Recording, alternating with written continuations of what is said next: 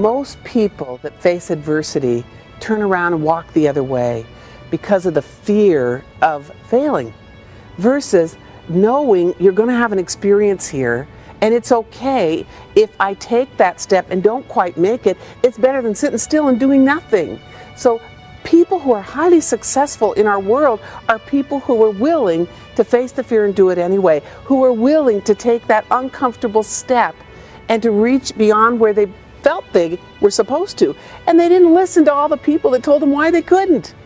I don't know how many dream takers we have in this world. People that look at something or you and who you are. Well, you don't have the education, you don't have the experience, they can find all the reasons why you can't, versus supporting you where you are and saying, how can you? How can I support you in your dream? So it's a big belief of mine, to be a successful person, you surround yourself with dream makers. You surround yourself with those people who want more out of life and who are going to support you where you are.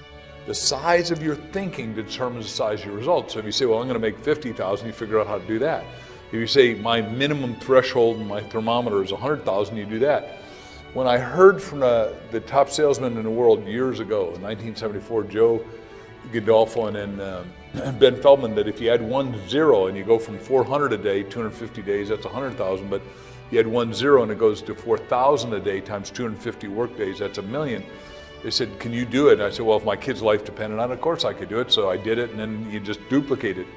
And then all of a sudden I said, well, wait a second, there are people that are making $1 billion, and that never happened before 20 years ago. We never had a billionaire. Now every year it doubles the amount of billionaires, and a millionaire employs 10 people, a billionaire employs 10,000. So, right, the more riches you have is the more unselfish you get. Contrawise to what the media teaches, they're rich, but nobody gets rich, according to Andrew Carnegie, if you go to his house at 91st and 5th Avenue without enriching all others, and that makes sense to me. So the point is that as we get richer and as we serve more, right? Christ said the greatest amongst you is servant of all. And so then Napoleon Hill said in Think and Grow Rich, the quantity of service plus the quality of service with a positive mental attitude equals unlimited compensation. I'm for everybody upping the quality of their life, because when you up the quality of your life, you up the quality of life of everyone around you that fast. I have led a mad life. M-A-D. I made a difference. The world wouldn't be the way it is today, parts of it, unless I was here and I was put on this earth. And I think about that all the time. That's worth more money than I could ever think about wanting to have. You know, and I think about what are some of the things I've done that I feel this way. Well, you know, one of my biggest accomplishments, I think, is the stent. You know, it saves people's lives, and I got people coming to me, say, hey, you saved my life, but this when they find out that I was involved in that, and I say, without me doing that, investing in it, doing it, pushing it through, it wouldn't have happened. The world wouldn't, a lot of people wouldn't be alive today. It says, woo, a lot of people never heard the word Fuddruckers. A lot of kids would have never gone to college because their parents worked for Fuddruckers or made a good living and been able to send their kids to college and educate their kids and raise a good family. And same thing with all my business. People have never heard the word Fuddruckers or Romano's Macaroni Grill and enjoyed that part of their life. I become part of people's life, and their life wouldn't be the same if I didn't do the things I did. So I sit back and say, you know, I'm a mad person. I'm a person that made a difference. And to me, that's what I think. You know, I hear you talking about heroes all the time. Well, my heroes are people that make a difference. That are out there and they make a difference in the world and make it a better place to live. They make it a place that's that people enjoy and that's good for humanities in the world. I was fortunate in my own career to find a number of different mentors early on in my career that were willing to teach me. Now, I had to be willing to learn, but they were willing to teach me as long as I would avail myself of the information. Didn't mean I had to agree with it all. Didn't mean I had to buy into it all.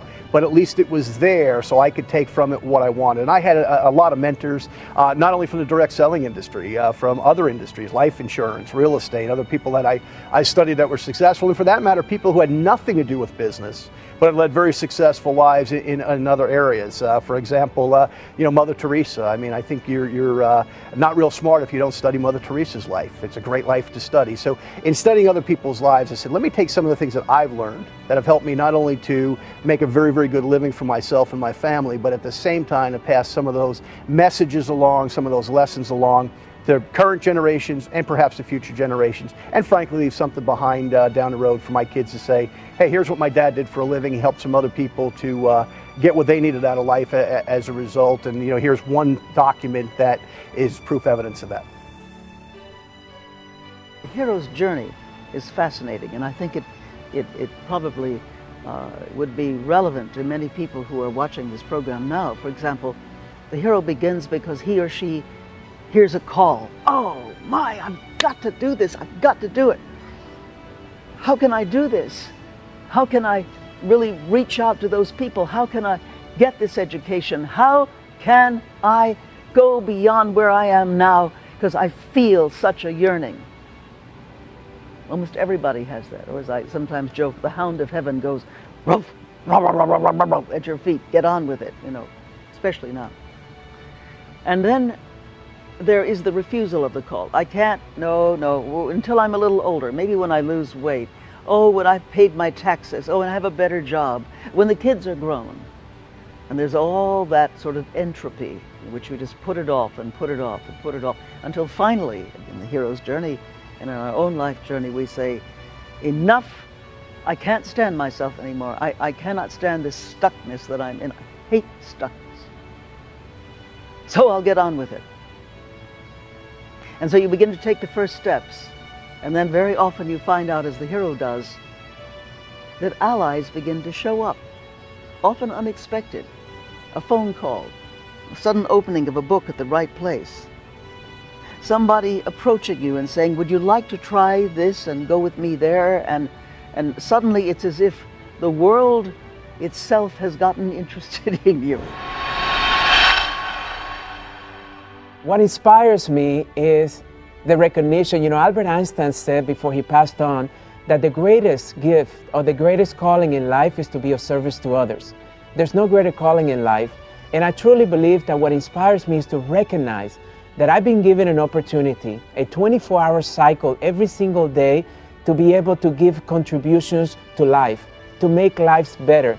And that the meaning of my life is never meant how much I acquire and how much I have in my life, but really is measured by the contributions I make every single moment, every single day, to everyone and everything that I'm a part of in my life. The one thing that we can do to make a difference in life is to recognize our gifts, is to recognize our passions, is to recognize that you have been given a gift to be able to make a difference in someone's life. And by making a difference in someone's life, you're actually making a difference in your life.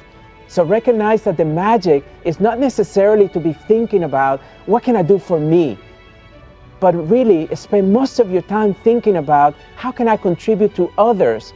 And by contributing to others, trust me, you'll be contributing to yourself in ways that you never thought were possible.